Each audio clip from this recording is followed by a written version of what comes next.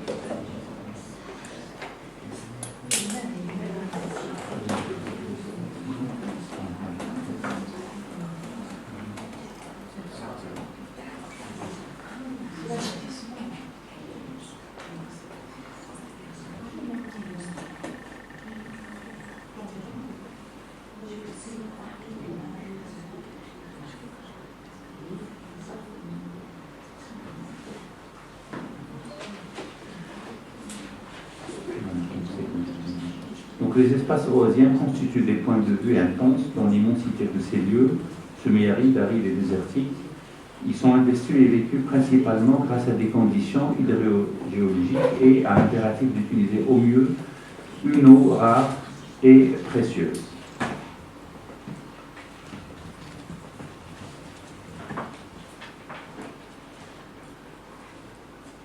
Depuis l'époque préhistorique, les résurgences du sud tunisien qui ont conditionné l'apparition des oasis ont servi de lieu de rassemblement, de sédentarisation et de base d'appui pour de nouveaux départs et de nouvelles conquêtes. Les ouvrages hydrauliques et les vestiges archéologiques dont certains remontent à l'Antiquité punico-romaine, ainsi que les différents récits écrits et réalisations de l'époque médiévale, relatent l'importance des travaux de captage et d'exploitation des eaux souterraines dans l'ère des oasis,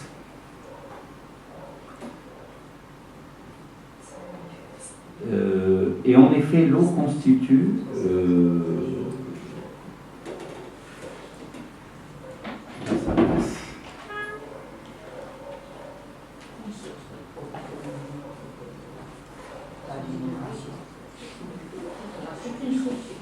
alimentation et approvisionnement. non.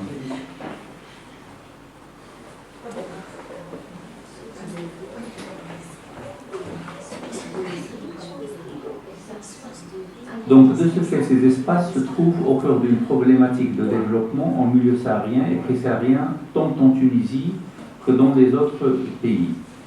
Donc, l'oasis la plus septentrionale de la Tunisie, celle de Gafsa, l'antique Capsa elle-même, lieu incontournable de l'ancienne image sud de l'Empire romain en Afrique du Nord, constitue un exemple justement de ce genre de problématique.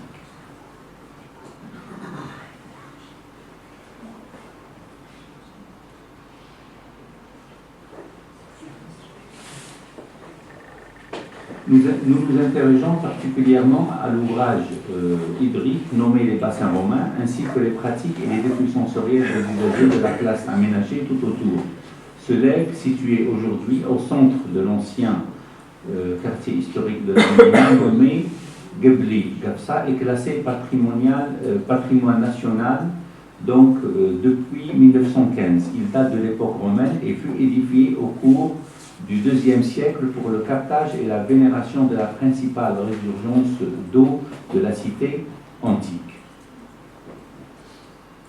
Ce lieu, encore vivace et vivant de nos jours, et ce depuis l'époque antique, fait ici l'objet d'une étude qui se focalise sur sa dimension ambientale en tant qu'élément fort de la ville oasienne de Gafsa.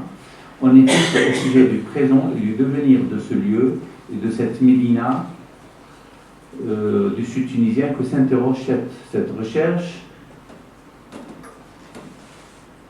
en se basant sur ce que les anciens ou les ambiances urbaines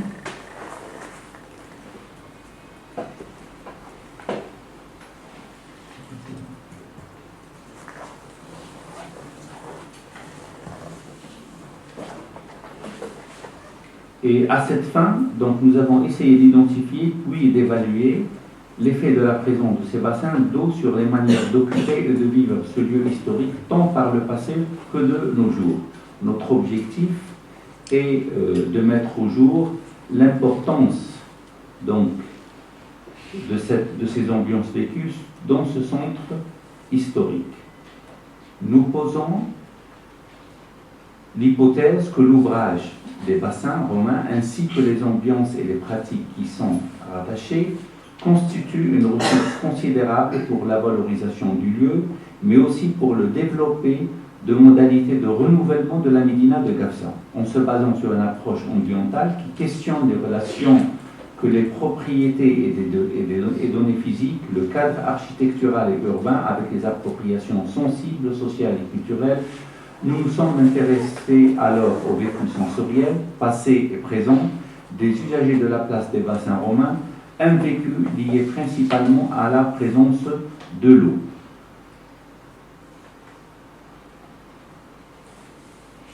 À cette fin, nous avons essayé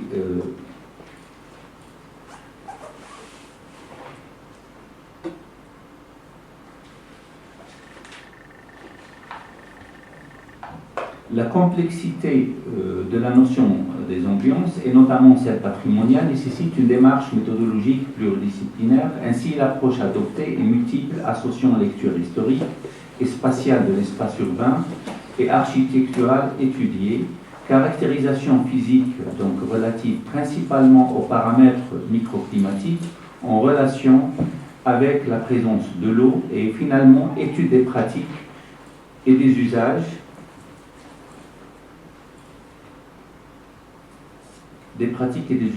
Les correspondances et les croisements, comme on les a vus tout à l'heure lors de la première présentation, entre les divers résultats se font sur la base d'une lecture comparative entre situation du lieu au passé et celle au présent. Cette comparaison a laissé transparaître ce qui est valable comme potentialité ambientale sur le lieu même et au sein de reproduction culturelle des habitants pour assurer la survie de ce patrimoine urbain du sud tunisien.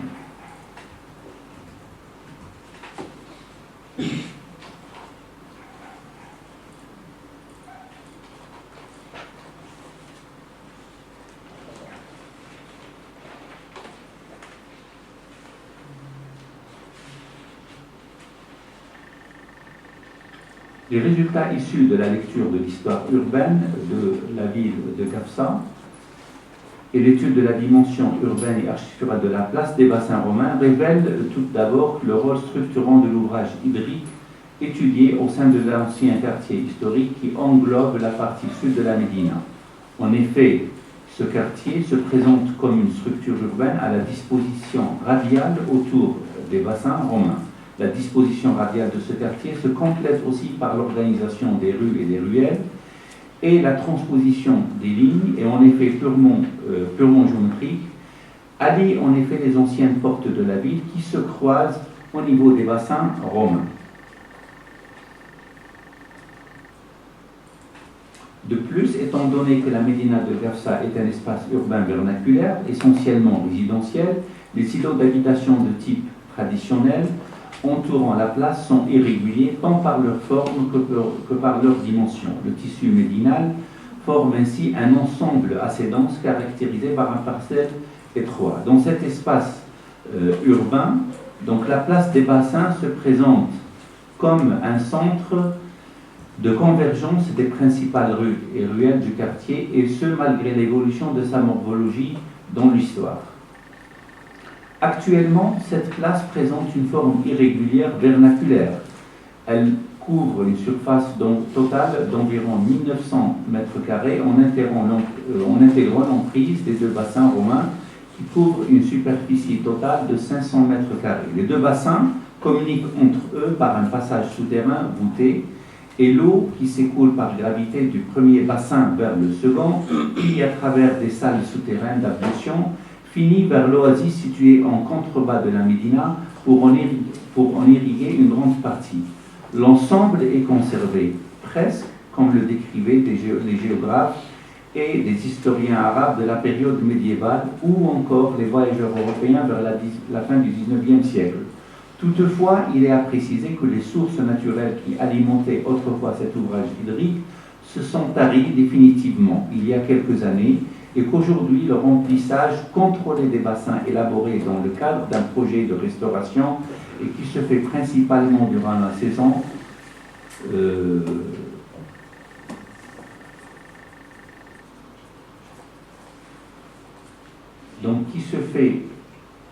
durant la saison chaude, s'étalant du mois d'avril jusqu'au mois d'octobre, utilise des eaux de sondage profond. Donc c'est la saison où les gens peuvent se baigner donc, dans cet espace urbain.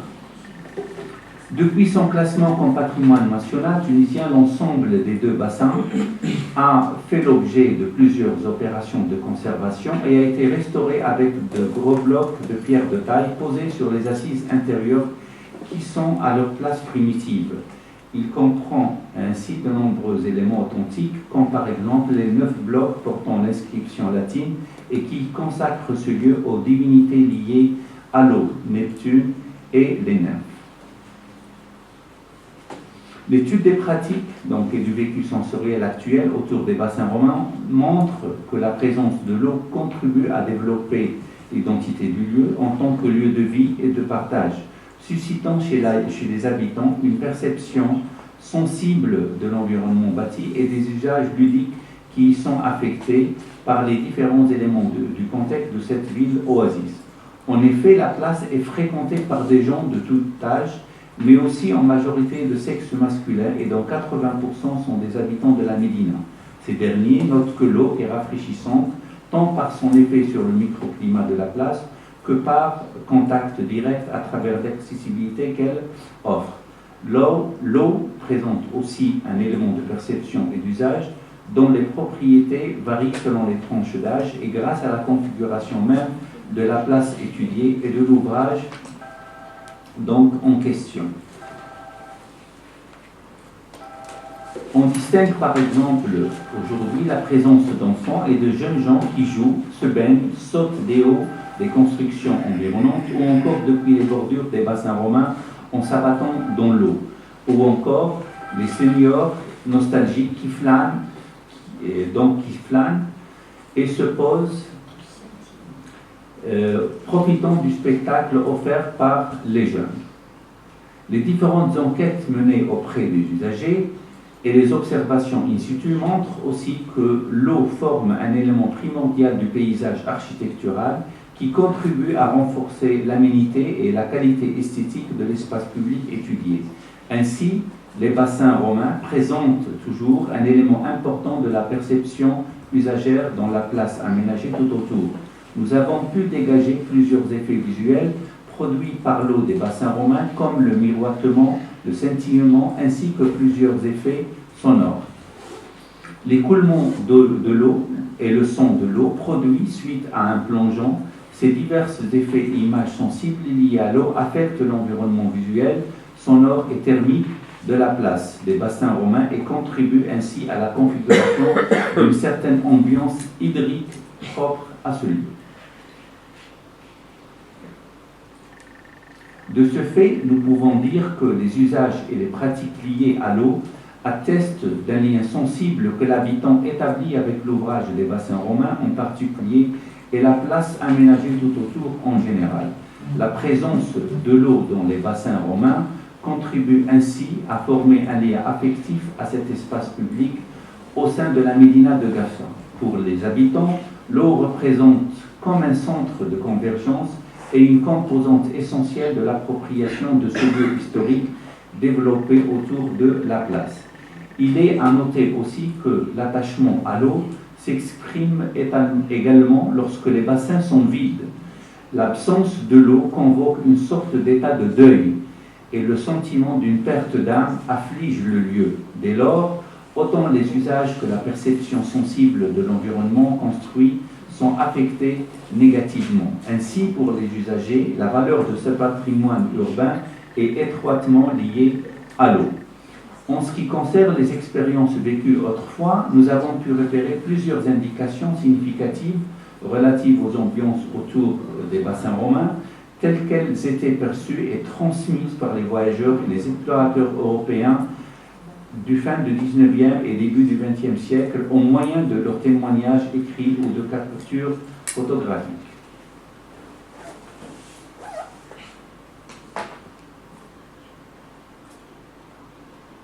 Nous avons quelques exemples donc de vue. Les résultats montrent que les ambiances d'hier, que certaines persistent encore aujourd'hui, sont caractérisées essentiellement à travers l'ouvrage des bassins romains lui-même, donc élément principal de la configuration spatiale du lieu, et de l'eau qui est stimulus de l'environnement physique, élément générateur d'ambiance visuelle, sonore et thermique, mais aussi élément de pratique et d'usage ludique pour les habitants. Les enquêtes auprès des usagers montrent aussi que les souvenirs d'autrefois viennent témoigner d'une dimension de sacralité attachée à ce lieu, étroitement liée aux sources naturelles qui alimentaient donc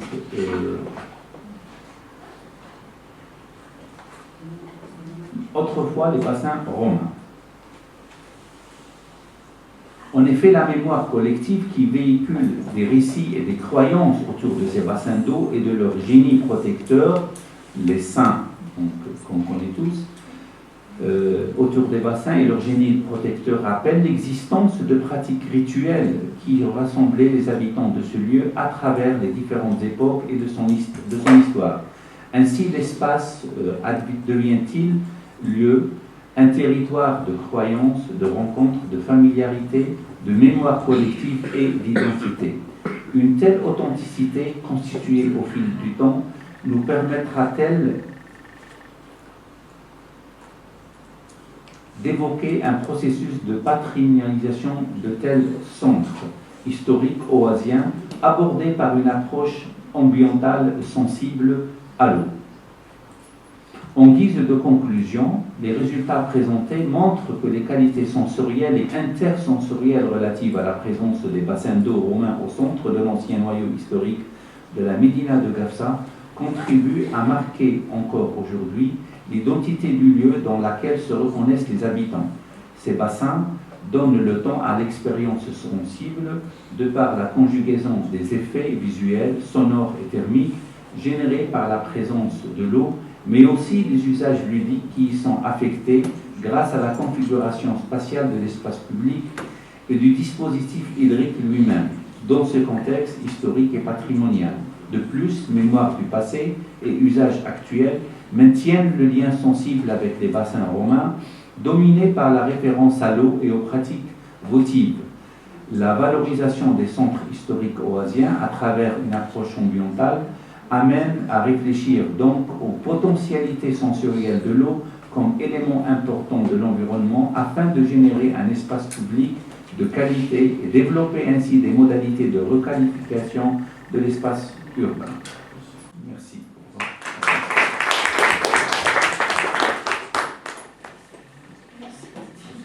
C'était difficile.